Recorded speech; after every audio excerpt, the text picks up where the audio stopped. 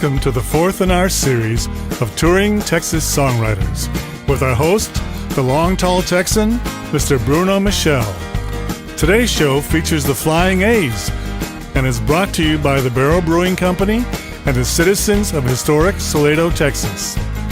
The Flying A's are recorded live in front of a studio audience for broadcast on Country Radio Switzerland. Get ready to have your spirits raised and enjoy the Flying A's. Today we actually have a duo that will be kind of interesting because they travel more abroad than they spend time here almost. And we got Hilary Claire and Stuart Adamson, or what they're called, the Flying A's. So good to have you. Appreciate it. It's great to be here. Thank you We're so excited. much. Yep. Yes, go ahead. All right. Here's a song from our latest album about fighting for what you love.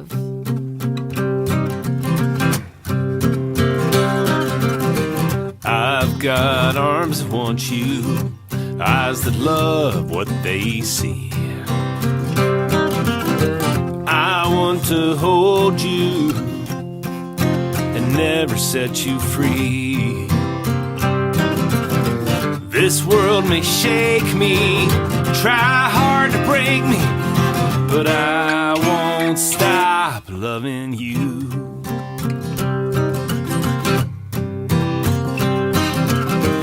You drive me crazy, lock me up and throw away the key.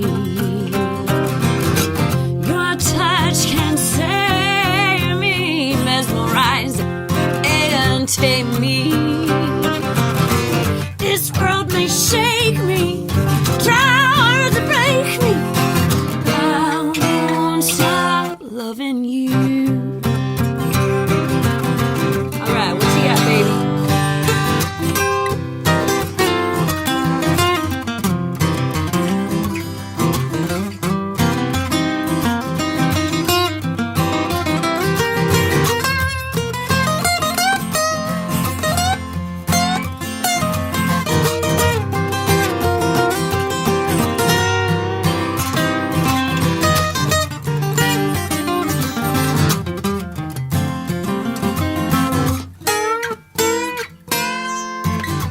Stuart Adamson on lead guitar, y'all. Woo!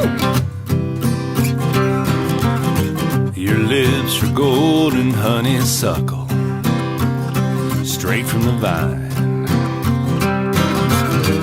You leave me buzzing each time you tell me you are mine. This world may shake me, try hard to break me, I won't stop loving you. I love you, baby. Yeah, I love you, baby. I do. This world may shake me, try hard to break me, but I won't stop Loving you, loving you, loving you. loving you. This world may shake I won't me, stop try hard to break loving me. you. I won't do. stop loving you.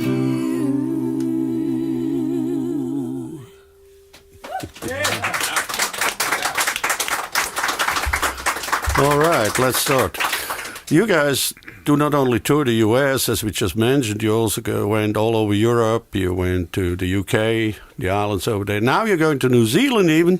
Woo! Hugging the koalas or whatever. And Yeah, it'll be our first time heading over to New Zealand. We're super excited. where about do it. you see the differences in the audiences when you compare like Europe to here? What's the biggest difference for you guys? They're all great. They're all great.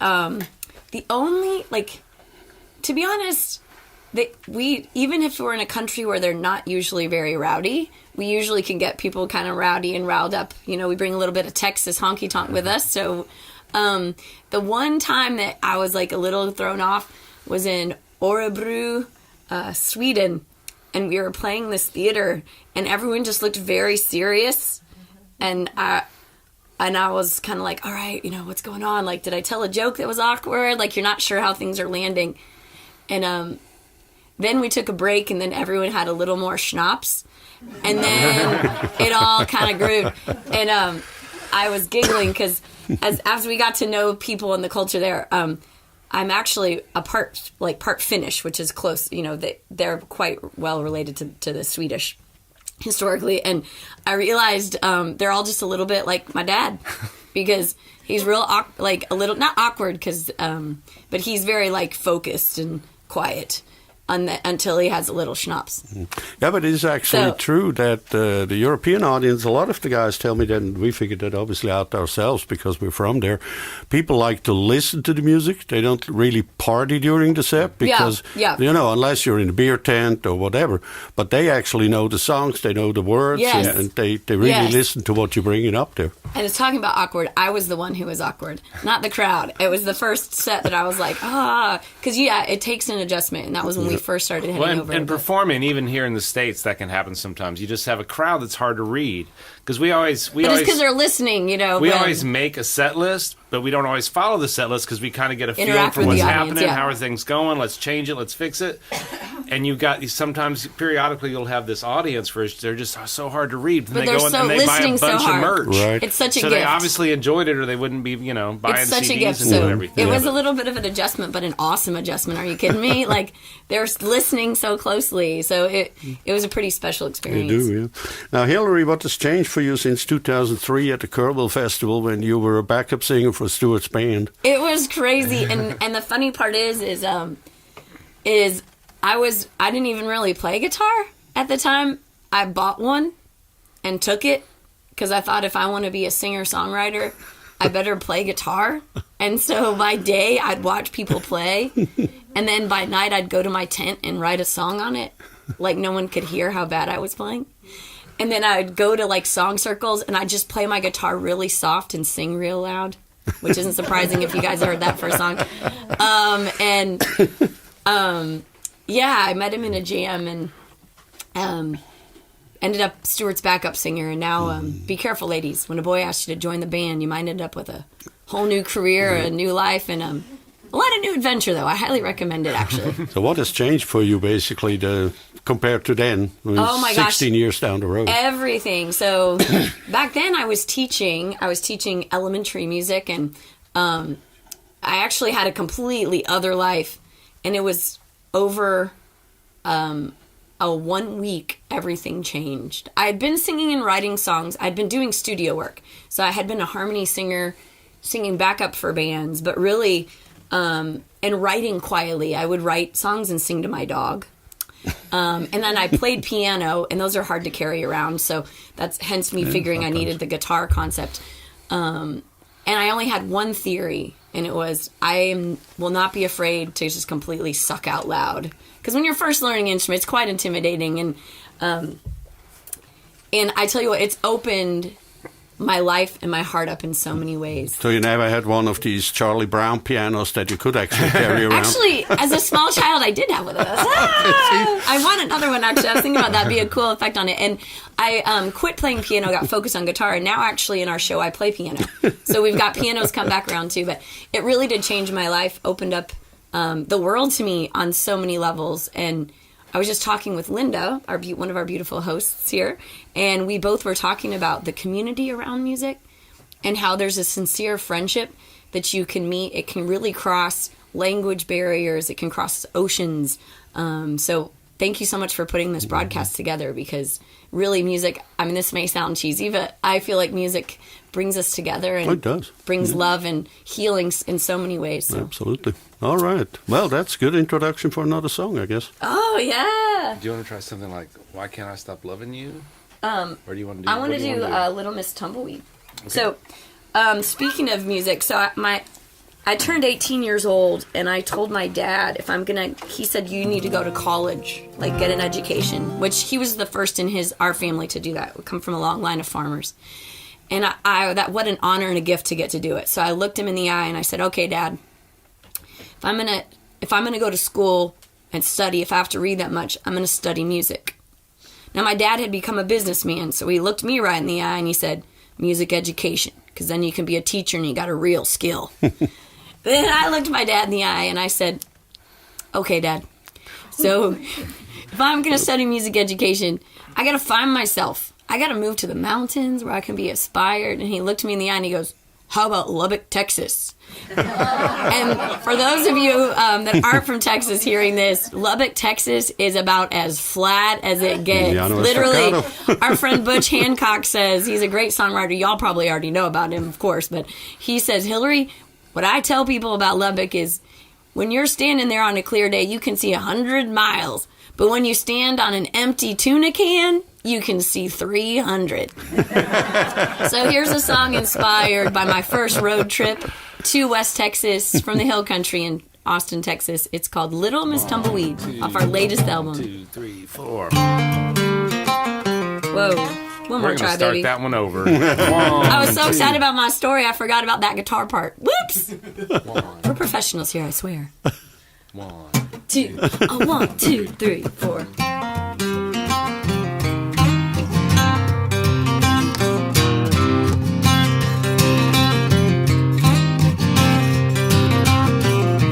Got a runaway heart, nothing to lose. Black tops, gonna travel in shoes. Daddy's out catting, mama's home drinking.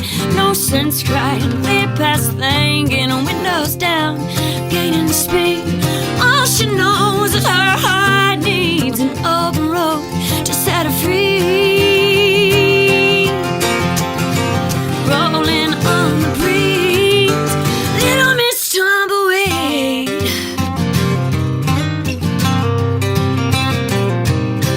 Leaving her boyfriend back in town, who's begging that girl to settle down. She can't cotton to barbed wire fences. She ain't coming to her senses. Windows down, gaining speed. All she knows is her heart needs an open road to set her free. Rolling on the breeze, little Miss Tumbleweed.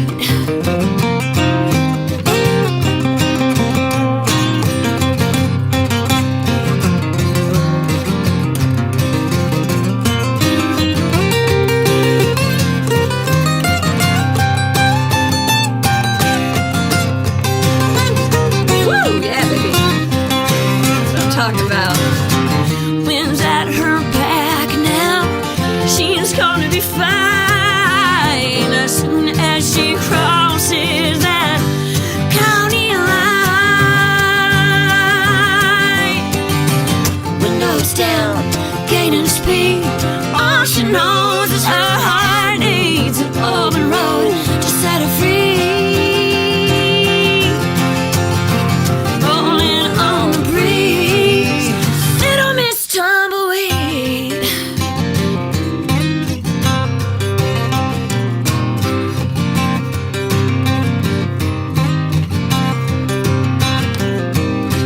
Austin, Texas, Santa Fe, to come carry Monterey, Coeur d'Alene, Sunnyside, Jackson Hole, tell you right.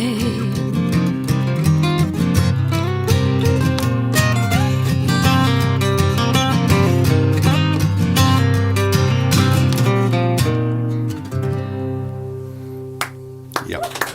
True story right there. You know, you were actually lucky with your dad's answer because, you know, you could have asked him or told him that when you grow up you want to be a songwriter, and he could have said, you can't do both. That's true. I agree with that. So, Stuart, as a teenager, you played in your dad's traditional country band. I did. Which style fits you best? Is it folk, Americana, country? Or doesn't it really matter? It doesn't really matter, but I definitely did the country thing, definitely the honky-tonk, more traditional country thing. For a while. And actually, I was a rock and roll person. Loved Kiss and Ted Nugent and all those amazing people back in the day. And found country music through my dad's band. And it just felt right. Okay. The question to both of you, 2006, after you got married, you put out your first album, and I think it was called Blacktop Backroads. That's something it, like that. How has your music evolved since then? You know, it's... like 13 years. Yeah, I would say... that record it kind of bounces around from folk to jazz to country. And I think what we've done is we've taken it and we've kind of put it... Fused it together. Fused it all together. So it's more one thing now. And I think that record... It was a long time ago, and it was early on in us, but it felt like more like it was this part and that part and this part, and now it feels like it's more consistent. Now, we're still quite a mix. When people ask what kind of music we do, I just say Texas music. Because Texas, I mean, you look at Willie Nelson, one of our idols, and he did Stardust with all the jazz. And he did all kinds of stuff. All kinds of stuff. And all kinds of... And so do we. So we do a mix. So we had a documentary film follow us for 3 years called Folk. It's called Folk, but it's about songwriters. And we were one of 3 sets of characters. And someone at the film, it premiered in Nashville and was quite good for us and took us around the world one of the first times. And someone looked at me in the audience and they said, you know, what's so great about your songs is they really follow the storyline of your life. And I'm like, yeah, it's a lot cheaper than therapy. So I think our music has kind of evolved and matured as we have, although I'm quite still clearly a little bit. On the mature chart, I got a ways to go. But like you said, as songwriters, we never really grow up, do we? Right. But you still kind of have a favorite area where you feel most comfortable in, or? You know, just any chance to sing feels great. I grew up singing jazz with my Grandma Nisi, and grew up dancing in the honky-tonks near Austin, and then, you know, clearly made it to Lubbock, the big time. So I've just, you know what, I've never had one genre. I love all, I mean, I listen to rap, you name it, hip-hop. In the Grammy Association, we're both voting members, and one of my favorite things is getting to listen to all the records and all the different types of music. I'm pretty eclectic as far as my playlists go. So I have not, maybe that's part of just who I am. I incorporate lots of different styles into what I do and keeps, I don't know. Well, but we both have short attention spans. In fact, we were talking about that on the way up here. And so liking a bunch of different music, it keeps you from getting bored and keeps us from getting tired. And challenges you, too. I mean, some of these jazz tunes have like 572 chords. Whoa. So, I mean, it feels like, I don't know. He has to play them all. I just sing. She doesn't learn those chords. So. Somebody has to. That's right. All right. Well, let's hammer another one. Which one do, sweetie? Do you want to do a love tune? Do you want to sing? Do you want me to sing? Why don't you sing one more and then I'll sing one. Let's do Weekend Long. Okay, so my mom, we were chatting about her earlier. She's awesome, as all moms are. And after a few martinis, she's quite honest. And she and I were hanging out one night, and she looked me in the eye and she said, Hilary, why are you singing so many cheating and drinking songs? And I said, because I'm going to be a country star, Mom. And then she looked me back in the eye and she goes, I think Miranda Lambert, Kelly Clarkson have that covered. Why don't you just write a song about something you know about? I'll be honest, I've had quite a few beers in my lifetime, but here's a love song my mom suggested I write, and as much as I hate to admit it some days, she was right. Here's a love song for you.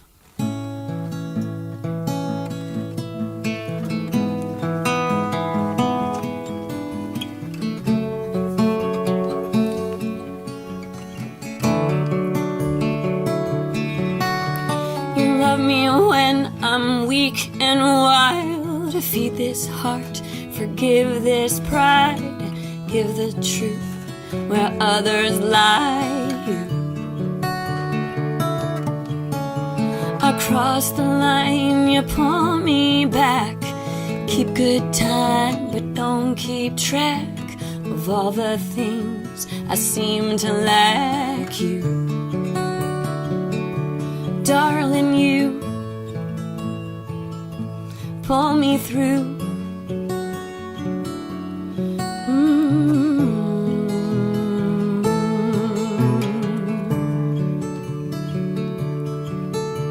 Man of strength taught me to cry, to give this heart with long goodbyes. Blood is thick, forgiveness wise.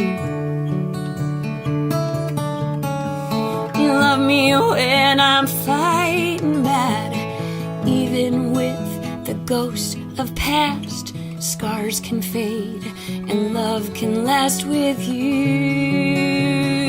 Oh, darling, you see me through.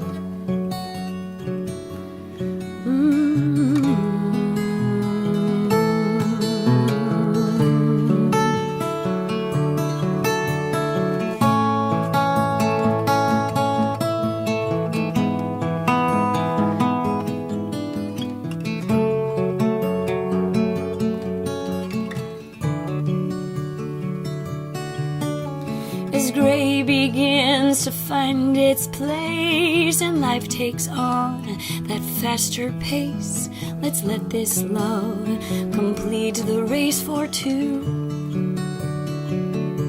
Darling, you love me through.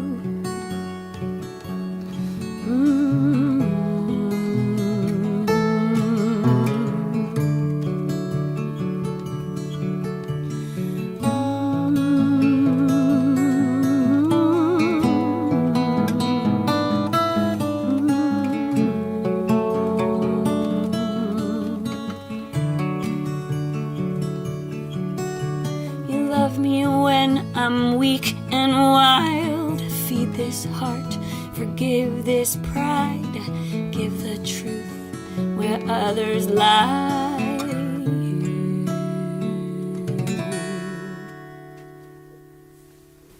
Yeah. Love song for you. Right. Now, you actually omitted something. You not only play jazz with your grandma, you also sang gospel in church, right? I did sing gospel for a long time. How did that come about? Well, just be there and start singing, or what? okay, so my parents, I grew up in the Southern Methodist Church, and Wednesday nights was UMYF night, youth, United Methodist Youth Fellowship night. So I was involved in this, and parents like to keep their kids busy. Maybe they just liked a little time for themselves. It might have been date night for them. But so I joined the choir because my friends were joining it at church. And they had a musical, like a church musical for kids. And it always culminates with a big duet. Like, oh, and then the two duet kids sing. And then it's like, oh, everything's great. So I really wanted to sing. I'd been singing on my own forever in my room. My parents didn't really know this. And so I thought if I learned all the boys' parts and the girls' parts by heart, the choir director would feel guilty and have to give me a part. So I go in and I try out for everything but the big duet, because there was this girl who was like, I was only like 12, and it was all through high school. So there was like an 18-year-old girl who was clearly going to get that role. So by the end of the day, I had like tried out for every part. Like I literally went and tried out for the boys' parts, and the director's kind of like, well, this is weird, but I don't know. And my plan was hatched. And then we get to the final tryout for the big solo. And he's like, well, don't you know this one? And I was like, well, I mean, I do, but what's the point? And so lo and behold, to my parents' surprise, they show up to church. And there I am. Me singing with this big high school dude. And the lady in church looked at my mom and goes, I didn't know she could do that. And my parents go, we didn't either. Now, they had heard me singing jazz with my grandmother, but maybe I wasn't that good, because they seemed surprised when they heard me on a microphone. But it's also a little different then. Now, your first kind of impression or experience was probably in traditional country when you were up on stage with your dad. Can you remember the first song actually, you ever I do. sang? I was actually born in North Carolina, and my mom was born and raised in San Antonio. Dad was born in Waxahachie, raised in Abilene. Older brother and sister born in Houston, but my dad worked at a little college outside of Asheville in Swannanoa, called Warren Wilson College, and there was a songwriter there that I've known all my life. He was a good friend of my parents, and he wrote a Jackson for Johnny Cash, and the Kingston Trio cut a ton of his stuff. And anyway, so a lot of what I remember from early on was just Billy Ed Wheeler songs. A guy named Billy Ed Wheeler. And he's still around. He's a cool guy. He is. We cover a couple of his tunes. He must be around almost in his 80s now, right? Yeah, oh, absolutely. He's in his mid to late 80s, I think, at this point. Cool. Is he still writing?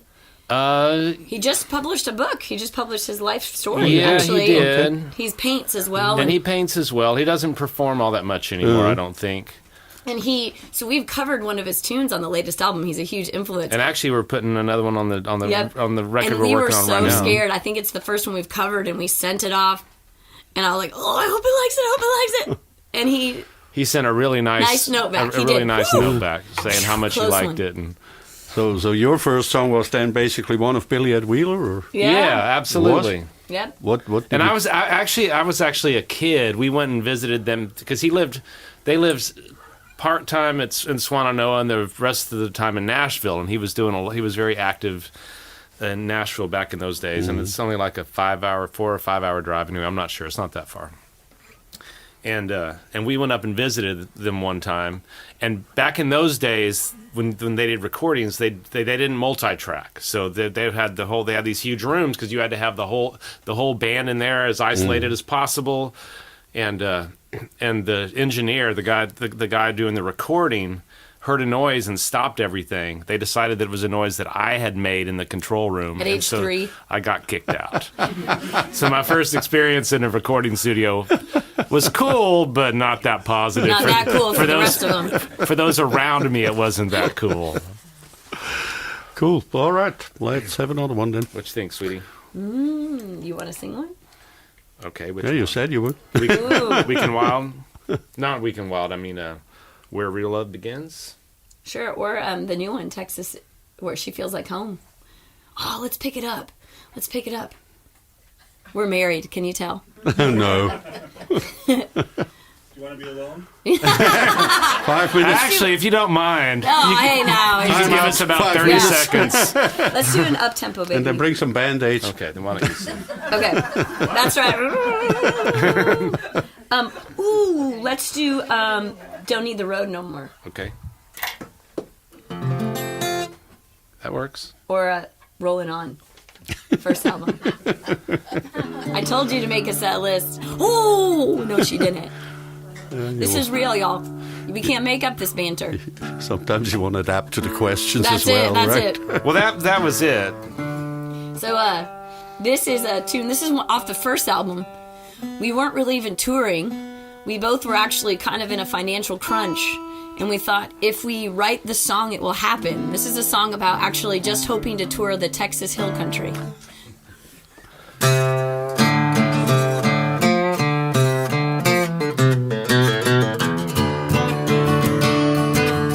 Blacktop back road, doesn't matter where we go as long as we're going anywhere. Steaming mug on the dash, pocket full of petty cash. Don't know where we're heading and we really don't care. Rolling on. Truck stops, white lines, passing city limit signs, sun's barely rising and we're making good time. No bills, new thrills, heading through the Texas hills. Me, my baby, and a car that can't fly. Guitars on the backseat, baby's got bare feet, typing on the glove box through the radio.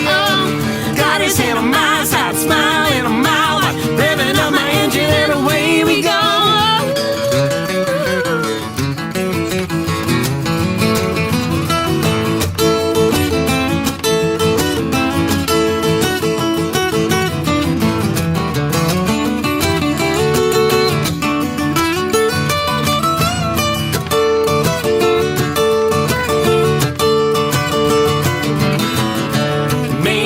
Country bar, living from a tip jar, dancing in the street to Jolie Blonde.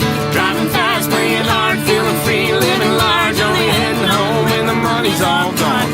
Rolling on.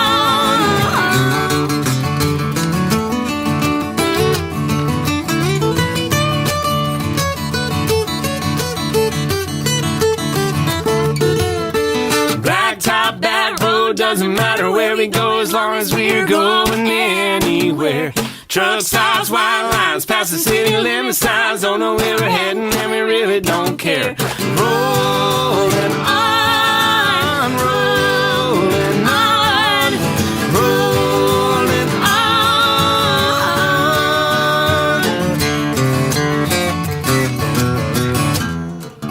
on. There's an oldie but a goodie. There you go. Yeah, now you guys probably wonder why these guys call themselves the Flyin A's. there's a story that says that, Stuart, you come from a ranching family, and that was actually your family, your ranching brand, right? Your cattle brand. Yeah, my grandfather and his brother came up with the Flyin A, and that's where the name was. And when we first got together, we were Tompkins and Adamson. This was before we got married. We sounded like a law firm. We were either a law firm or we could do your taxes. We could do a lot of things for you. Did you note you were already first? Yeah, that's right. And then we got hired for a gig out at Pootie's Hilltop. Pootie was Willie Nelson's road manager, sweet guy.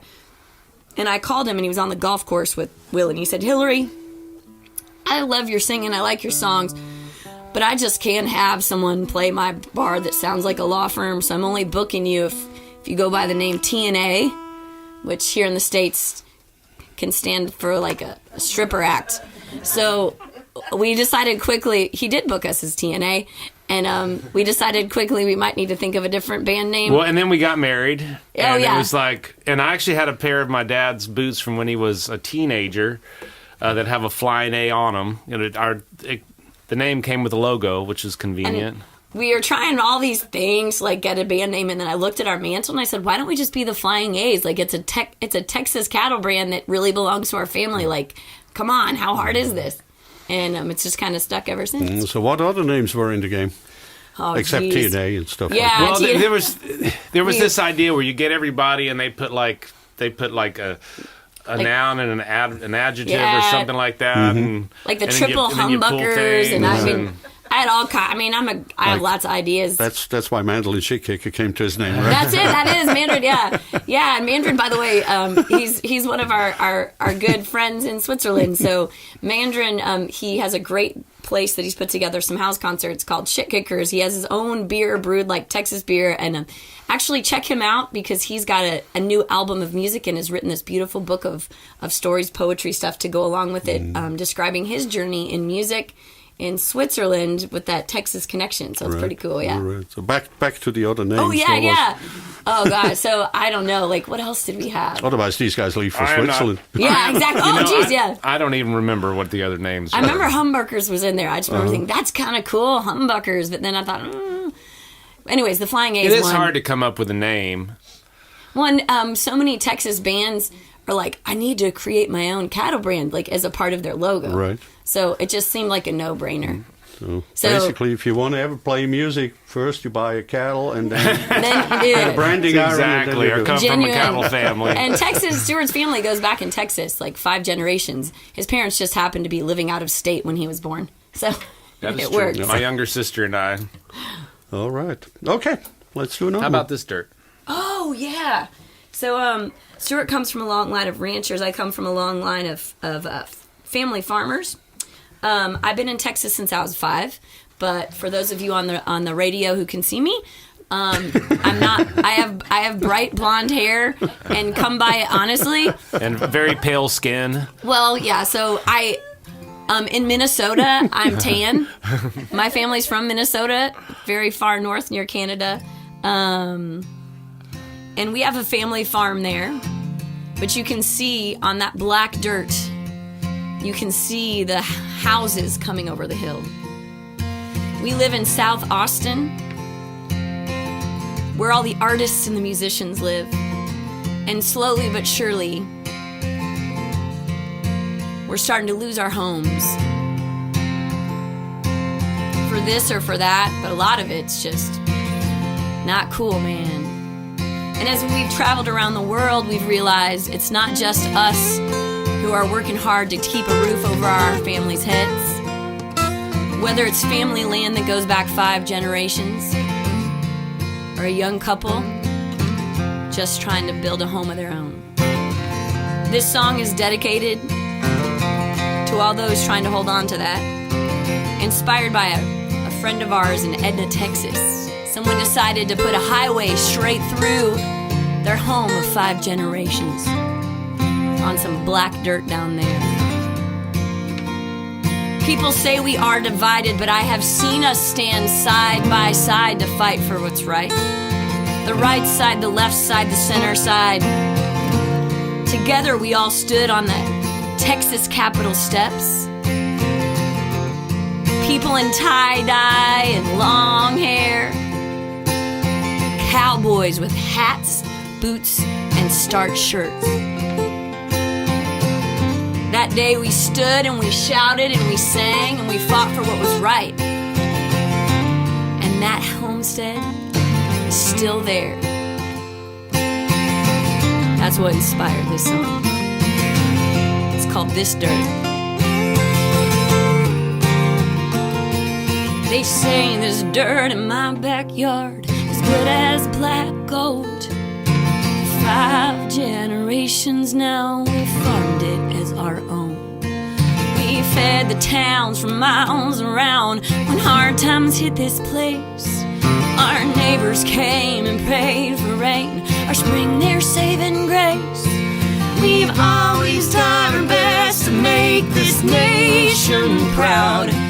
We've always flown the flag with pride on this hallowed ground. With honest hands we have worked the land and made this dirt our home. We'll stand up for our rights and keep it coming. We won't back down.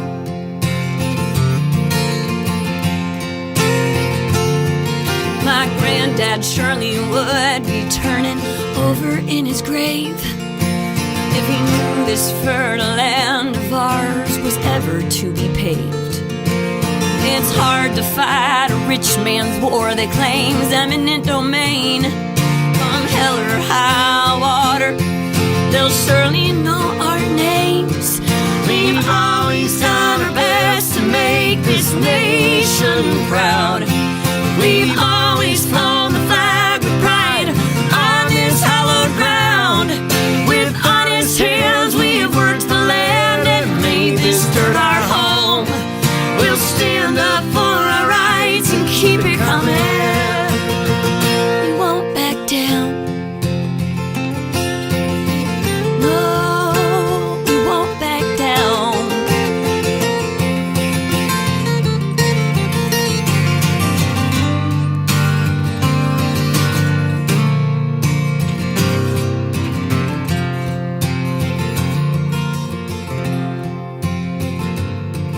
They say we'll have to change with time and let go of this place.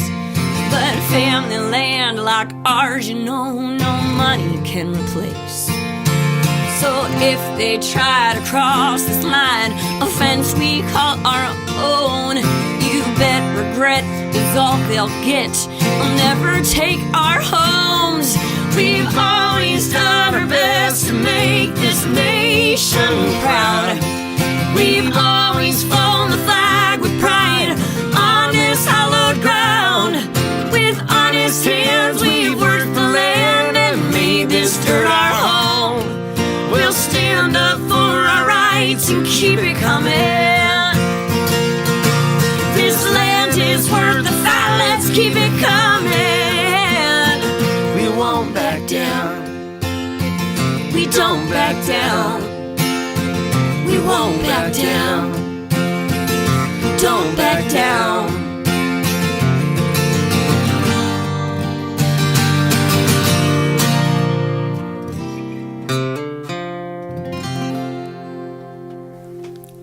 Yeah. One of our latest songs right there.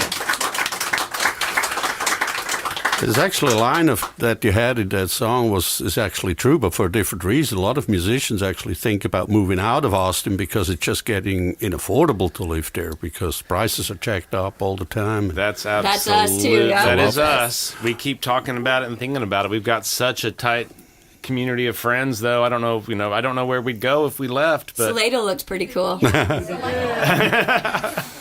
May not be much cheaper. Richard lives here.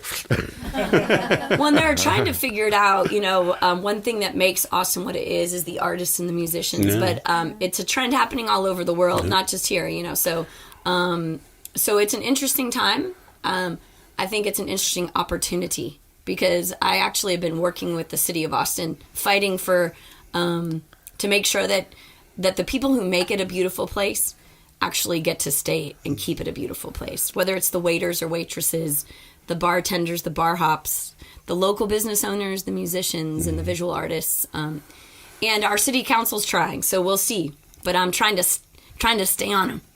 Where would you see alternatives? I mean, around like 200 miles or whatever, Lubbock. Yeah, hey, Lubbock's a pretty happening place. Because they got a pretty big music scene too these days. They do. They absolutely do. They do. So there's a lot of other places that are growing, and I just am a firm believer in with a little creativity, ingenuity, and being willing to take a risk. There has to be a way to make it work.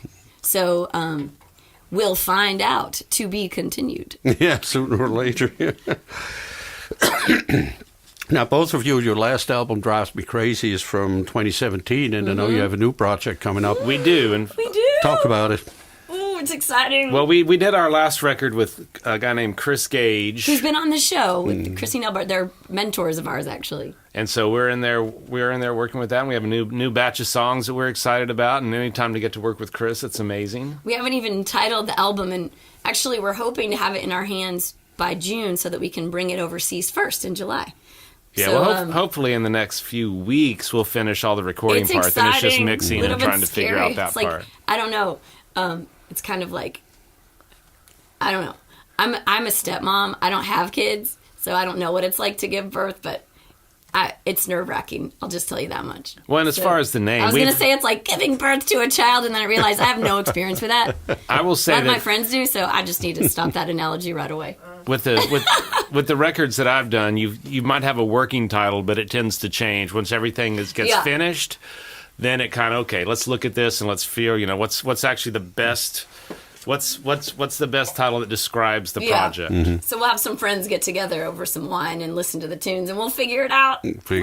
So what is it going to be? Is it like a mix of styles, or is it kind of?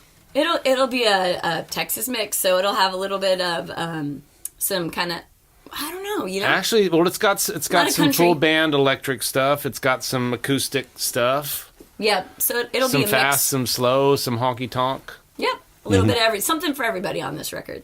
Okay, so, it's coming out in June. Coming out in June's the plan. Yep. Keep us updated. Oh, for sure.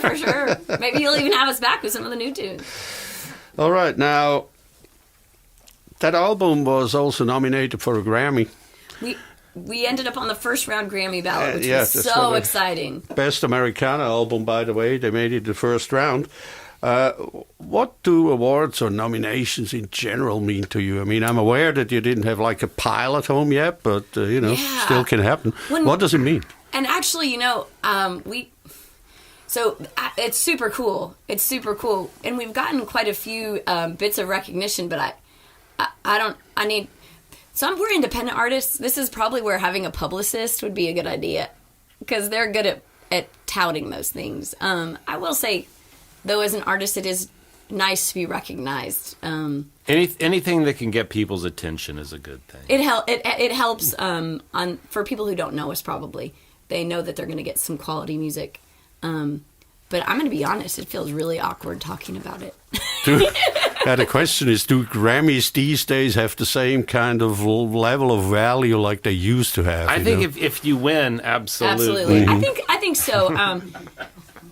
We'll see how that goes for the people this evening. I just want the fancy dress. I want to get a fancy dress and some of the free stuff from the swag room. Right. But I think anytime you can be recognized by your peers is great, Okay. But to be honest, that's not obviously why we do our music. We do our music. I always tell people, music chooses you.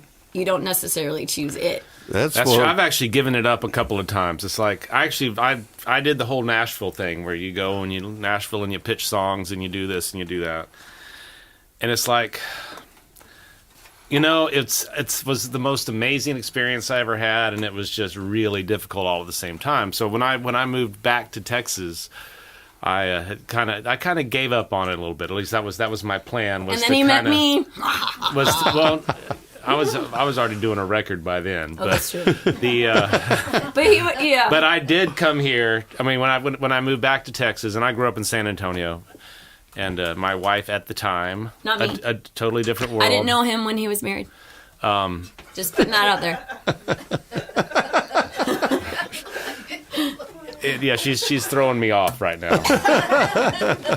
Well, basically, you're in good company because Randy Rogers came back, White Bowen came back. Oh, sure, and I think Garth Brooks, and Alan Jackson both went home twice, maybe before they. Right.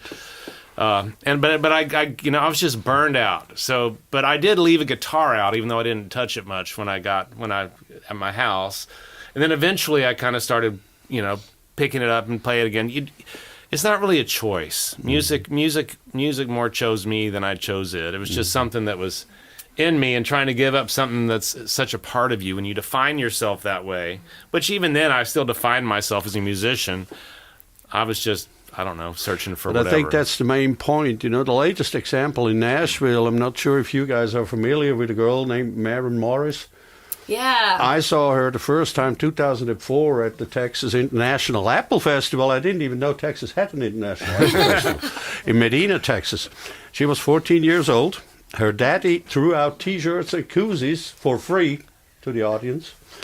The girl was country as can be. Yeah. Mm-hmm. And one of the reasons Bowen and Rogers and these guys came back, and Pat Green, by the way, too, is that once you reach a certain level, they try to transform you with a marketing machinery into what they think makes you successful. And that means basically you'll give up your artistic kind of personality. Yeah. We've had few opportunities come down the pike, and I'll be honest, we've stuck with our independent because we like to do what we do. And so far, so good. I don't know. Worked pretty well so far, I guess. Your travel, it's all good. Yeah, life is good. Yeah. All right. Before I go into the last question, let's play another one. Okie dokie. What you got, baby? You want to do something just like I Want More or something like that? Or like She's Already Gone? She's Already Gone. This is a song that's not made it on a record yet. That could be a combined song title. Oh, it could be. Let's write it right now. Go. So this is a song inspired by I-35. For those of you who are from here, their whole crowd is laughing because we have a few songs inspired by I-35. Yeah, I guess. It's a straight shot from Austin, Texas to Minneapolis. And I grew up here in Texas, but the only way I'd see my family is every summer my mom would get me and my brother in her old big Cadillac and drive straight up I-35 for 22 fun-filled hours if we didn't hit a traffic jam. So I've been obsessed with the road. I've been obsessed with the road ever since. And when I met Stuart, I had probably had 14 different addresses in a matter of 3 years. And when I met him, I just, thought, I wonder what would happen if I stuck around in this town. So this song is called She's Already Gone, inspired by that very scenario.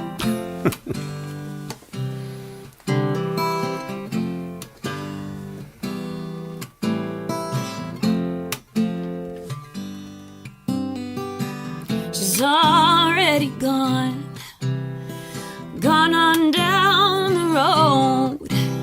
She's tired of taking chances on a life that's not her own.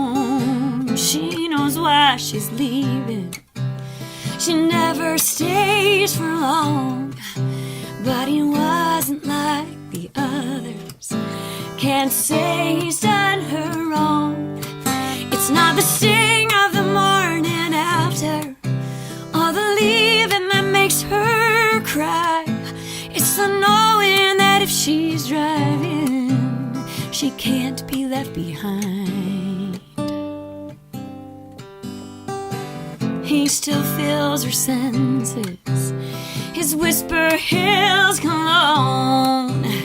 She feels his lips, each tender kiss, with each bump in the road. It's like she's always known him, like there's nothing left to hide. But the pain from the past was tight and lasts, no matter what she tries. It's not the sting of the morning after, or the leaving that makes her cry.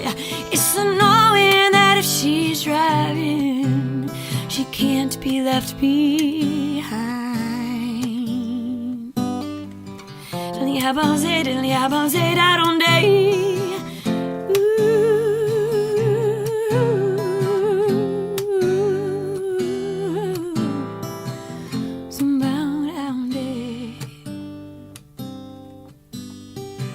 She's already gone, fading streetlights and passing cars, hypnotized by dotted lines, disappearing morning stars. But that ache for him's relentless, her pounding heart's a yearning sound. She's fighting every shaking nerve not to turn that car around. It's not the sting of the morning after or the leaving that makes her cry. It's the knowing that if she's driving, it's that need to keep on driving. It's the knowing that if she's driving.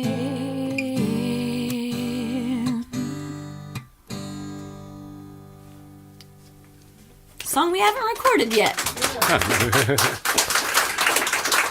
Turn around the car, good luck on I-35. I did turn it around, apparently. Now, Stuart, you had a couple solo albums. Is there any plan to produce another solo project, or? You know, I don't know. Yeah, is there, Stuart? Yeah, look, she just get you're going to get me in trouble. I'm not talking about that solo project. You know, I don't know. We'll just have to see. Hilary, we've talked about Hilary doing a jazz record. Texified jazz. I do texified jazz. So I'm not really sure. We haven't really talked about that. Kind of obsessed with each other right now. What would you call texified jazz? Oh, well, it's just it's my own brand of jazz. It's the way that we can. That's for another show. Morph the jazz stuff into more of the honky. And we've actually played the jazz songs and we do at texified dance jazz. halls and all that kind of stuff. So imagine. So we call it texified jazz. They just feel better. How about high it. the moon, fly me to the moon, ain't misbehaving with dobro. There you go. That's what we do, and it works. We like it. Do you want to try a texified jazz number right now? Well, yeah, sure. What do you want to do, sweetie? So, well, we don't have our dobro with us, but we could do. On our latest album, we have one texified jazz tune called Mr. Blue. It's not by us though; it's by our friend Claude Butch Morgan. But for the radio show, we can talk to him because he lets us sing it and make sure that we get approval, but he's told us it's all right to sing at places like this. So here's Mr. Blue, a little texified jazz for you. Imagine dobro, all right, y'all?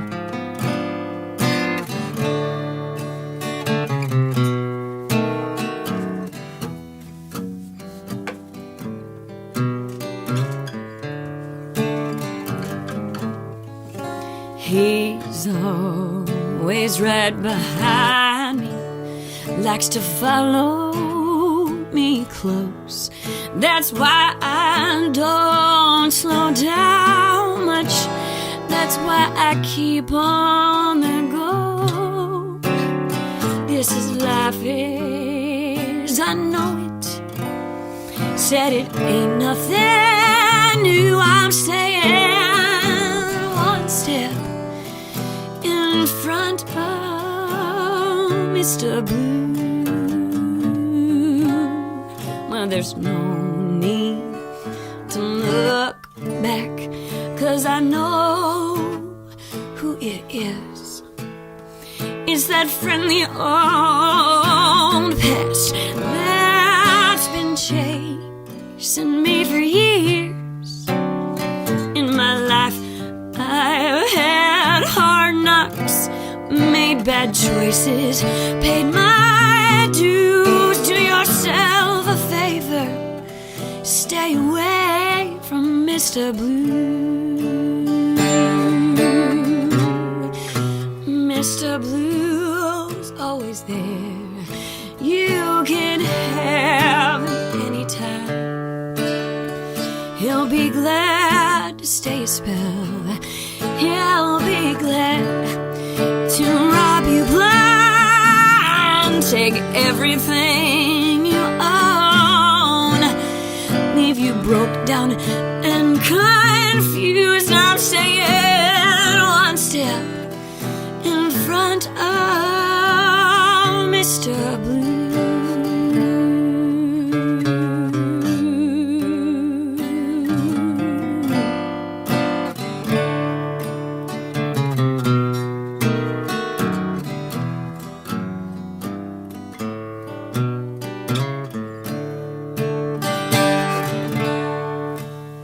Well, I don't have much to offer in the way of good advice, except just keep on looking up and do something good with your life. And be sure, yeah, be sure and wear comfortable shoes and stay one step in front of Mr. Blue. Oh, yes, well, stay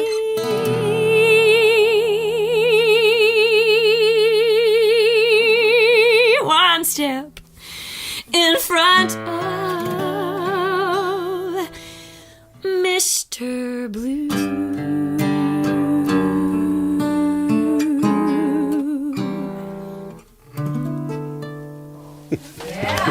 Texified jazz. Oh, thanks for asking. That's so cool. Texas accent. That's it. That's it. Right. Claude Butch Morgan to me. Amazing. He's kind enough to let us sing. Cool. Now, before we go into the last question, let me check with you guys if you have any questions for these folks up here. How did Talk you to you, Kayla. transfer from a elementary school into did that? I can see where that personality for a elementary school could transfer into music stage type personality. Well, to be honest, like, I've always been one of those goofy people that always kind of stands out. And I always end up, my whole life, have been shoved in front of crowds and told to talk, you know, sort of thing. And then they're like, woo, slow it down, Adamson. You know, but I've always kind of had an out there personality, but wasn't real comfortable with it. And actually, so when singing backup was very natural. So when I met Stuart, I actually was singing on my own a little bit and quite uncomfortable with it. Plus, when you're singing your own songs for the first time, it's really awkward. Because I sing... one thing about my singing is that it comes from my heart. So I'm sharing a piece of me with you, and that was very intimidating. So when I met Stuart, he heard me singing and then heard a few of my songs, and he actually is the one who shoved me out front. I'll be honest. You're welcome. Shiner Bach was a good friend to me when I first started.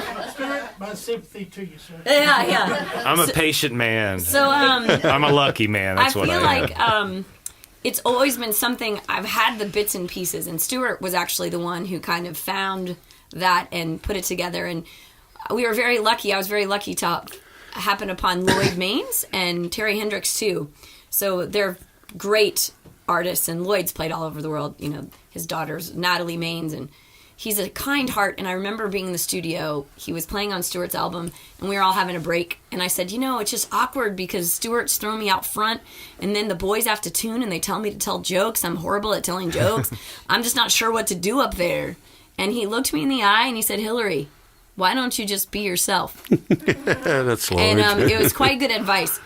But I would be lying if I didn't say it was a pretty big transition, but one that one thing about the Texas music scene is that it's you're surrounded by people who want to cultivate each other. So and Stuart's the prime example of that. So that's a great question. It was real scary, I'll tell you that much. But at the same time, that adrenaline rush is pretty cool, y'all. So I never looked back once he did it. Any more? Go ahead. How did you make the leap from being Texas artists to being accepted in Europe? So, Really through it all Folk started Alliance. through Folk Alliance, but really, actually, we were playing Spec Store outside of San Antonio, and there was a couple there that are a duo from England, the Rosalies. Check them out, y'all.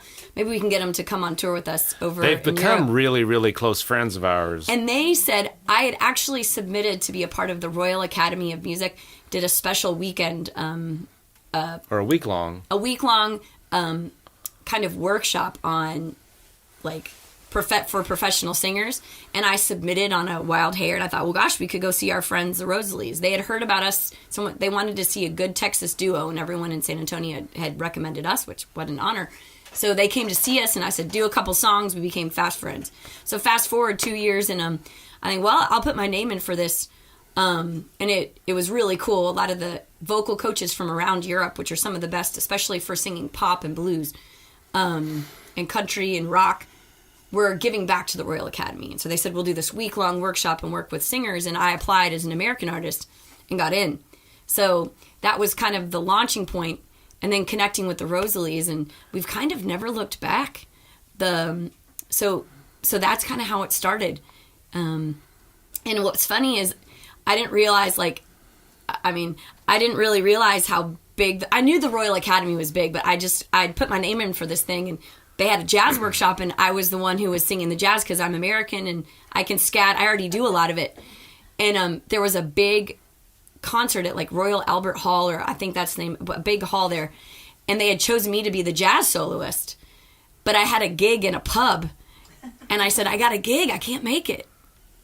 But I probably should have made it. So sorry about that to Royal But Academy. you don't cancel gigs. But we don't. When we get a either. show, we stick with it. And yeah, so it's bizarre, this connection leads to that. But are my favorite parts meeting people and making friends. Cool. Anything else? Lyrics first, or music first, or It combination of just both? really depends. It just really, really depends. Yeah, I think sometimes Guy Clark's one of my idols, and he wrote one of our favorite songs, but that it took him 10 minutes. So a song can fall in your lap with music and everything, and it just flows out of you. He just finished a song that has taken 10 years. He started it when he first met me, and just finished it, and it's going to be on the new album.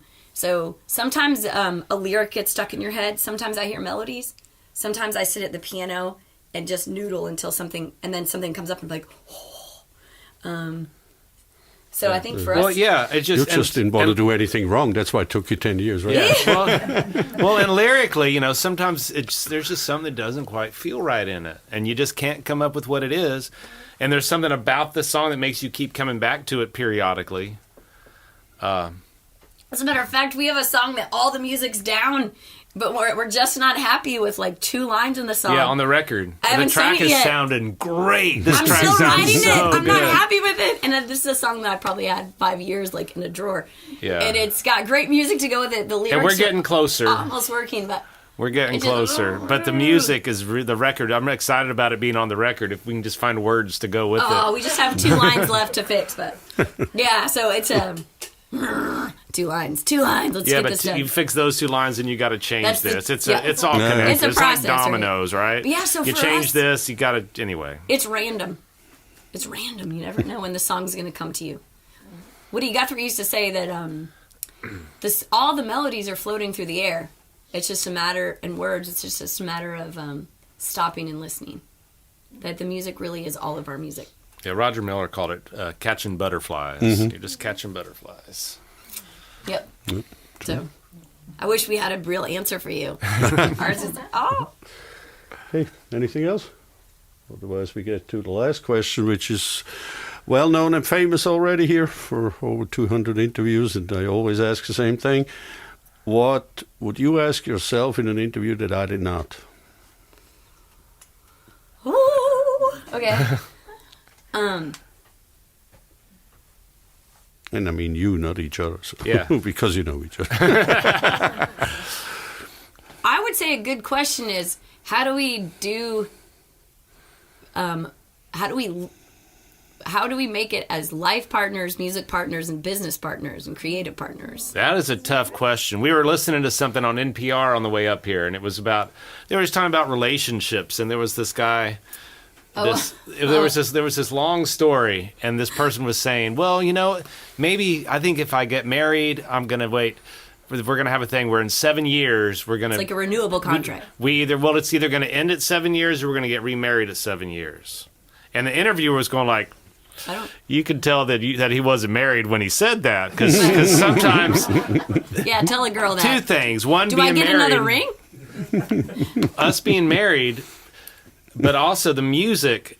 We've been through some hard times in the 15 years really that we've known each other. How am I old enough to be married 15 years? He married me when I was just young, 13. And we've been married 13 and a half, I guess.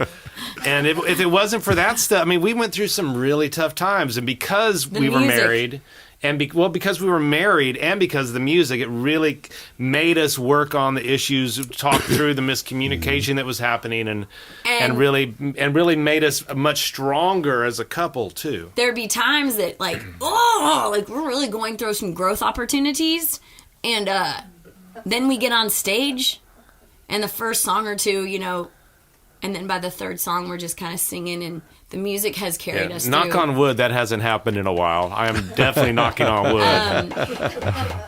And the best part about being a songwriting duo is that even the toughest times, you get a good song out of it.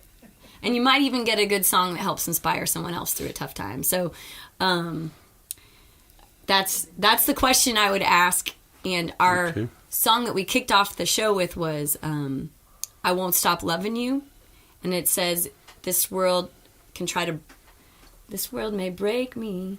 Okay, this world may try to break me. You wanted to open with it might try to shake me, but I won't stop loving you. And I think that when you love so deeply, it can be hard. And the things that are hardest are sometimes the most worthwhile. And I think that's how I've gotten through the ups and downs. And that song, actually, going back to that movie that followed us, they needed something from us. We actually had to write it and record it and get it sent to them like within less than a week. 48 hours, actually, because I said, sure, we'll do it. And well, Stuart's like, write a song in 48 hours and record it? Well, yeah. I think we can do it. We're songwriters. And so we actually got it done and have loved the song and played it almost every gig since. That film was following us during the hardest part of our marriage to date.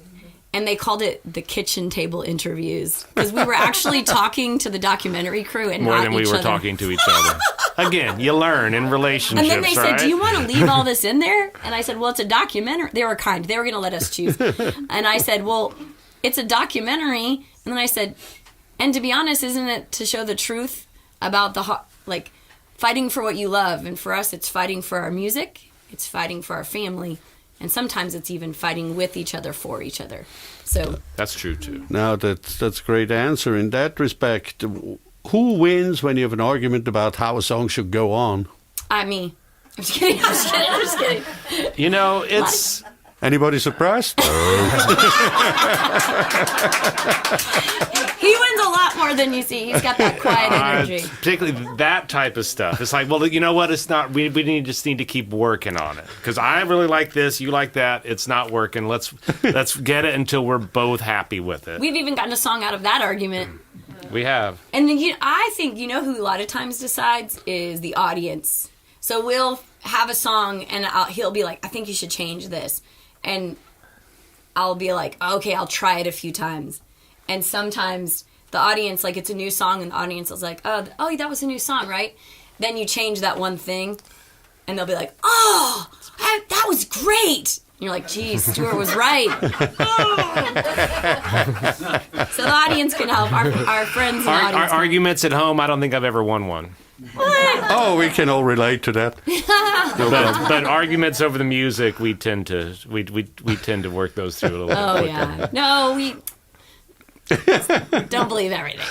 All right. Thank you very much, guys. Let's do another song, and I appreciate you being here. Yeah, thank you so much. What you think, sweetie? Do you want to do a new one off the new album? Or one of the ones we just talked about. Why can't I? Yeah, one of the conflict songs. Okay, so this is a country song. It's a song inspired by the fight we had because I thought I was right about his song. that he was letting me sing for a competition, for the Colgate Country Showdown. Garth Brooks had won this early in his career, and we were lucky enough to get to the final stage in Texas. And this was our big moment. We were going to be playing for the Amarillo Rodeo. Actually, it was in Abilene Stock Show and Rodeo on a Sunday afternoon at 3. And the judges were there, and I said, this is how it should be. And he was like, no, it shouldn't. And I said, well, I'm right. And I stormed away with my guitar, and I went in the back room, and I was like, tell me why can't I stop loving you when it only breaks my heart? I was so mad. And then I was like, oh, wait, I think that's a song. So I went straight to the front room, and I said, I know I'm mad at you, but I think we have a song here. And we made up writing a cheating song together. 1, 2, 3, 1. No cheating necessary.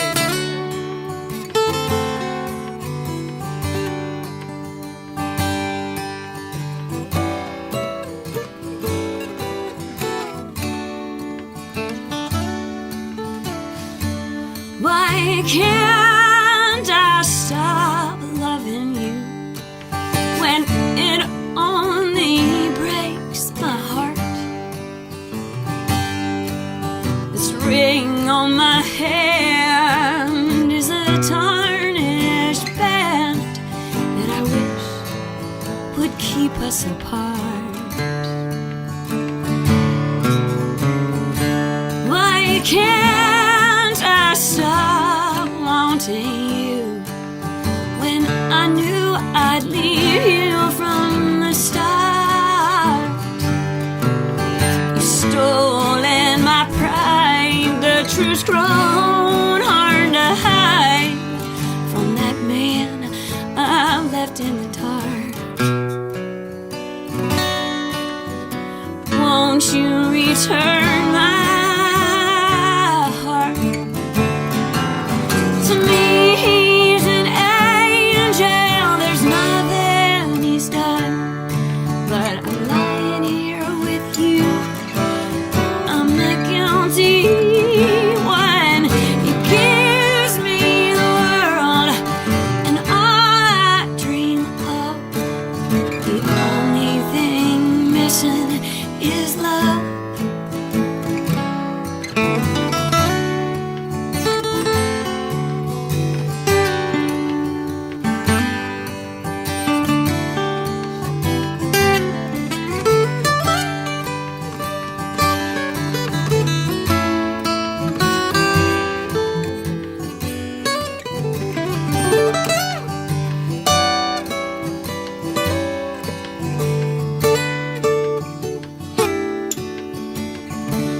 Why can't I stop loving you when I know I can't play this part?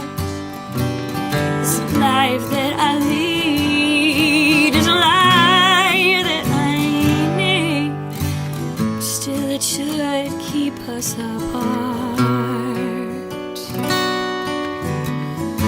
Won't you return my heart?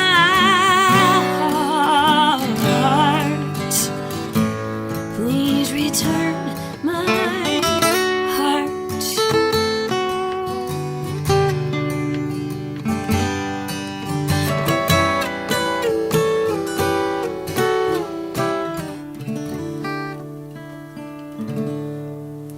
Beautiful. Yeah.